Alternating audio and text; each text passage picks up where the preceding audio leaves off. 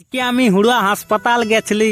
I সকাল সকাল ঘর থেকে বিরিয়ান দেখি কালীমেলার কাছে গাঁয়ের লোক গিলা বিরিয়ানি আছে। তখনই দেখি সন্ডুদা বউ নিয়ে চলে আসেছে। একটুকু পরে আমি বীজ ধান নিয়ে চলে গেলি আমাদের ক্ষেত দিকে। আর ক্ষেত যাই দেখি আগে যে বীজ ধানলা ছড়ে আনছি সেই গিলা এখন বিরিয়ানি গেছে। দেখো তোমরা, তারপর আমি যে বীজ ধানলা আনিয়েছিলি সেই গিলা ছড়িয়ার পর কোদাল ঢাকাতে লাগিয়ে গেল। আর দেখো কোদাল ঢাকা হয়ে গেছে।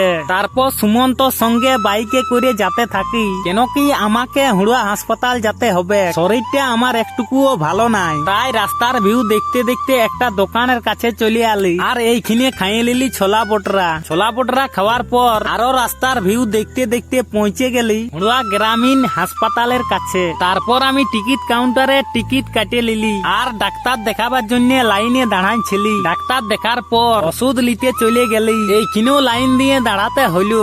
ওষুধ